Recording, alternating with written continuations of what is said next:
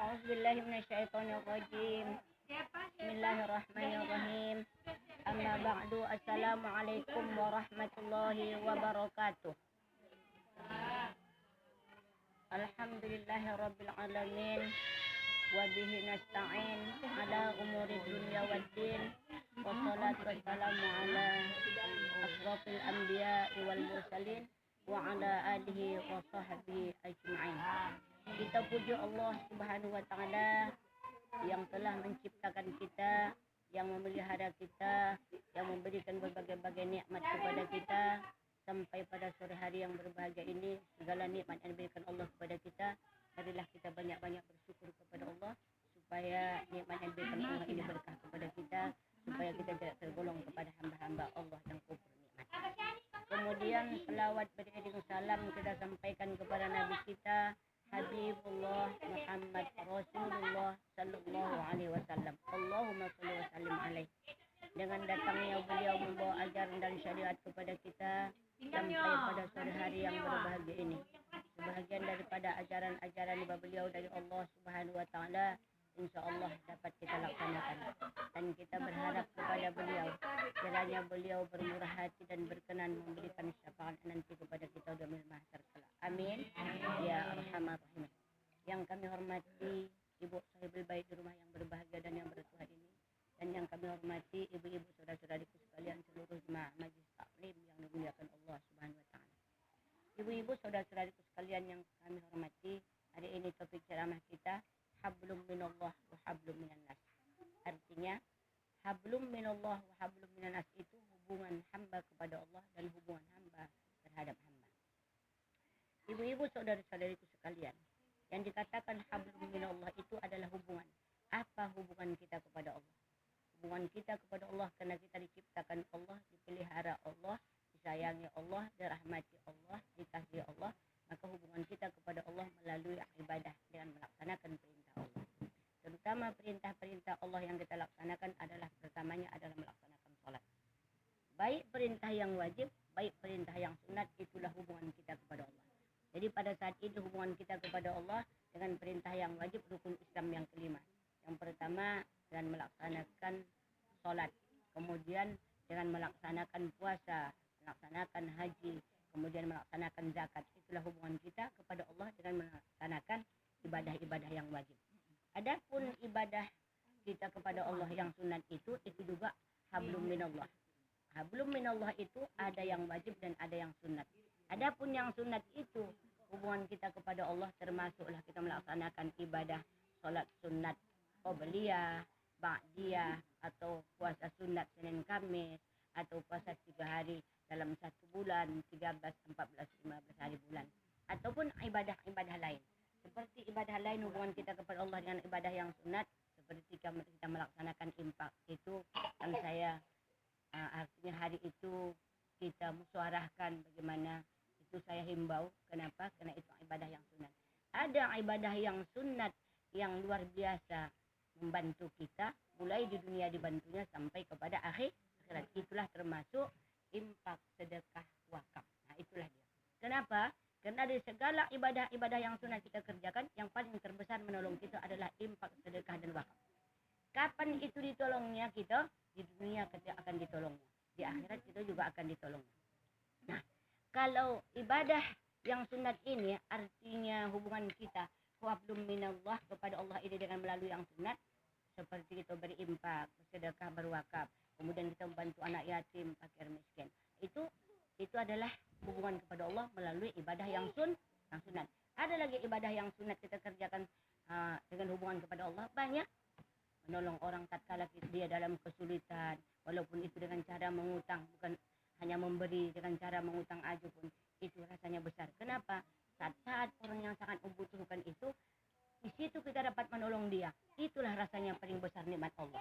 Kalau tak butuh kita tolong orang, tak bosan kita rasain. Tapi saat kita membutuhkan, walaupun dengan cara mengutang, tapi ditolong orang gitu, itulah kita rasa nikmat yang terbesar bagi kita. Nah, itulah dia. Makanya kata Rasulullah, orang yang dapat membantu dalam orang yang sedang kesusahan, sama besar pahalanya sama dia. Nanti malam dia sholat tahajud, siang harinya dia puasa. Samalah balasannya dengan orang yang sangat membutuhkan kita tolong. Sedangkan besarnya pahalanya. Nah, itu. Tapi dengan catatan tidak ada umpat puji, jangan dibangkit-bangkit, jangan diumpat-umpat. Marah Allah. Karena Allah jelaskan dalam Al-Quran, la tubtilu shadaqatikum bil manni wal azan. Janganlah kamu bangkit-bangkit pahala sedekah kamu dengan kamu sobut-sobut sehingga menyakitkan hati orang yang menerima. Jangan. Makanya kita awali dengan Bismillahirrahmanirrahim, dengan keikhlasan. Itu dia. Jadi rupanya ibu sampai bagaimana rupanya besarnya pahala yang bersedekah infak di dunia ni. Karena ada dijelaskan dalam satu hadis, siapa orang yang banyak berinfak, berwakaf, bersedekah, katanya dalam hadis ini hadis sahih, ada 2 malaikat yang turun di waktu pagi. Lalu yang malaikat yang satu mengatakan, ya Allah, dengan menampung tangan. Doa malaikat itu dikabulkan Allah karena dia tidak punya nafsu. Dia punya akal dan pikiran. Manusia yang punya nafsu. Makanya lambat doa kita diterima. Karena lebih besar nafsu kita daripada akal pikiran kita. 2 malaikat tadi turun di waktu subuh. Yang pertama kata malaikat ini, ya Allah, berikanlah ya Allah imbalan pahala yang besar kepada orang yang berinfak, berwakaf, bersedekah. Yang satu. Yang satu lagi mengatakan, ya Allah, orang yang bakhil, yang pelit, ya Allah, yang tidak mau berinfak, berwakaf, bersedekah, ya Allah, hancurkan harta bendanya, bersihkan segala usahanya. Minta dia supaya dihancurkan, bersih segala usahanya. Jadi doa malaikat ini makbul kepada Allah. Makanya kita takut, makanya karena itu di mana-mana pun kami kalau menyampaikan tausiah agama, kami tetap menyampaikan, ayo kita berinfak, ayo kita bersedekah, ayo kita berwakaf. Kenapa? Ada 5 keberuntungan tatkala kita melaksanakan hablum minallah ini dengan yang sunat. Ada apa keberuntungan kita tatkala kita mau berinfak, berwakaf, bersedekah? Yang pertama keberuntungan kita, harta benda kita bertambah banyak. Kenapa kita mengatakan orang yang kaya bertambah kaya? Jangan salah. Sebenarnya orang yang kaya itu, lihat orang yang kaya itu, orang yang kaya bertambah kaya itu karena dia pemurah. Tapi orang yang kaya tetap bertahan hartanya semakin habis, orang yang pelit, orang yang kedukut, badangke. Orang yang kaya yang pemurah itu, coba saya berikan gambaran. Hari ini dia bersedekah 50.000, ada anak yatim piatu datang ke rumah dia, minta 50.000. 10 kali lipat diganti Allah. Anja'a bil hasanati falahu asaru amsalha. Siapa yang berbuat satu kebaikan, kata Allah, kami ganti dengan 10 kali. Satu dia bersedekah 50.000. Berapa ganti dia kasih Allah? 500.000. Nanti datang lagi yang sana, ada orang yang buta, anaknya buta. Itu pernah saya tanya di pom bensin. Anaknya buta, mamaknya buta dua-dua. Saya tanya, ibu, ini apa ibu? Anak saya. Mohon maaf ya bu, apa penyakit anak ibu nih? Saya buta, anak saya ini buta, dua-dua buta. Nyanyi dia. Sehingga kita dengar itu, sedangkan kita yang sehat begini sulit mencari uang, apalagi yang buta. Coba. Sedekah lagi sama yang buta, 50.000. Jadi berapa bu? 100.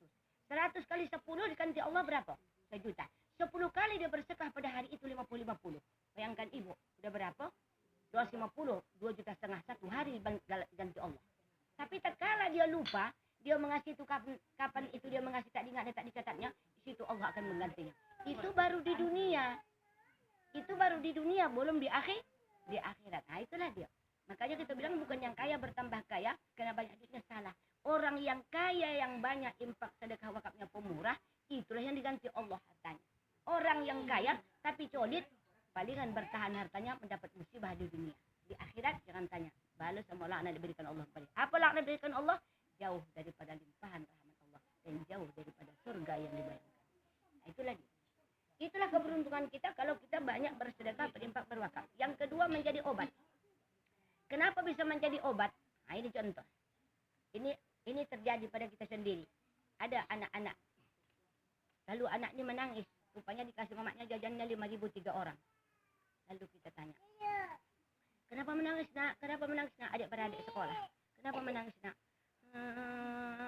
Iya mama kasih 5.000 jajan kami 3 orang. Biasanya 6.000. Dikasih mamak 5.000. Nangis. Kakak pergi tak mau menerima. Tinggal yang 2 lagi. Nangis. Coba. Kita tanyakan, Kenapa dia menangis? Karena kekurangan uang. Nah, ini contoh, ini contoh. Lalu kalau kita murah hati dan rendah hati, kita tambah 1.000 perak menjadi 6.000. Apa dibilangnya? Terima kasih ya Wak, panjang umur Wak ya Wak, murah rezeki Wak ya Wak. Jadi obat tidak? Doa anak itu makbul kepada kita. Nah itu makanya bersedekah kepada anak-anak itu tidak ada umpat puji. Kasihlah kepada anak itu, walaupun membunuh sebiji pun. Sedekahlah kepada anak itu. Anak siapa kau ya? Anak si Anu. Ada jajan kau, aduh Wak, 1.000 perak ke Soma. Tambahi 1.000 perak lagi, 2.000. Doakannya kita. Panjang umur Wak ya Wak, sehat Wak ya Wak, murah rezeki Wak ya Wak. Amin kata malaikat. Coba kita. Itulah dia. Tanpa kita sadari. Nah itulah dia. Makanya ibu-ibu, itu yang kedua. Jadi sedekah itu, infak wakaf itu menjadi obat bagi kita. Yang ketiga, ibu-ibu, Allah menjauhkan kita dari api neraka. Kenapa Allah menjauhkan kita dari api neraka? Karena banyak amal ibadahnya, maka dia jauh dari api neraka. Kata Rasulullah, tasaddaqu fa inna sadaqati fikakum minan nar. Bersedekahlah kamu, karena sedekah itu menembus diri kamu dari api neraka. Jadi orang yang pemurah di dunia itu jauh daripada api neraka. Orang yang pemurah di dunia jauh daripada api neraka. Nah itulah dia. Kita tengok itu kan. Itulah. Kenapa dia jauh dari api neraka? Karena sudah dijelaskan Rasulullah. Tasaddaqu fa inna sadaqatu fikakum minan nar. Banyaklah kamu bersedekah, karena sedekah itu menembus diri kamu dari api neraka. As-sadaqatu maitatus su. Sedekah itu menghindarkan daripada su'ul khotimah. Tatkala kita ada kematian, ke orang yang banyak bersedekah, maka dia husnul khotimah. Ada satu hal yang terjadi. Jemaah saya baru pulang umrah. Lalu dibilangnya sama saya, Ustazah, saya selama berangkat umrah 12 hari, 1 hari 1 malam cuma 1 kali makan. Kenapa begitu? Saya tak konyang. Saya tanya, apakah amalan Anda sewaktu Anda sebelum umrah? Saya tak punya anak, maka saya banyak bersedekah terhadap orang. Itulah gambarannya masih di dunia, hanya berbeda negara. Gambaran di dunia hanya masih di dunia tapi berbeda negara. Konyang sehari semalam 1 kali dia makan. Bukan karena podit aku pulang di banyak aku bawa. Tak sekali aku makan konyang, membaca Al-Quran, aku hatam Al-Quran aku baca selama 12 hari. Kemudian ibu poya aku ke sana, poya kemari, poya aku sana, poya kemari. Tak kok lapar aku. Kok orang tuh menunggu datang makanan, memberi nasi orang tuh baru makan, lapar saja orang. Apa amalan Anda sewaktu masih sebelum berangkat umrah? Amalan saya Bu banyak mengasihi orang, banyak mengasihi anak-anak. Itulah amalan saya. Karena saya tak punya anak, saya pikir karena saya tak punya anak, banyaklah saya bersedekah kepada anak-anak. Itulah dia. Jadi akibat itu kita tengok, berarti Allah jauhkan dari api neraka. Kenapa? Orang yang banyak sedekahnya Allah jauhkan dari api neraka. Ini gambaran masih sama-sama di dunia, belum lagi di akhirat. Itulah dia. Luar biasa kan Bu? Luar biasa. Kemudian yang keempat, apa manfaatnya bagi kita kalau kita banyak bersedekah, berwakaf, berinfak? Kata Rasulullah, orang yang banyak sedekahnya, maka dia melewati jembatan titian siratal mustaqim seperti kilat yang diterbangkan. Ada orang yang berjalan, ada yang merangkak, ada yang berlari, ada yang mengengsot, ada yang berguling-guling. Tapi orang yang banyak sedekahnya, pahalanya itu menolong dia tatkala melewati jembatan titian siratal mustaqim sehingga diterbangkan seperti kilat yang diterbangkan. Kita tengoklah kita. Sebentar. 4 ya Bu. Kemudian yang kelima, orang yang banyak sedekahnya, infak wakafnya, dia ibu-ibu masuk surga tanpa dihisap. Kenapa dia tak dihisap?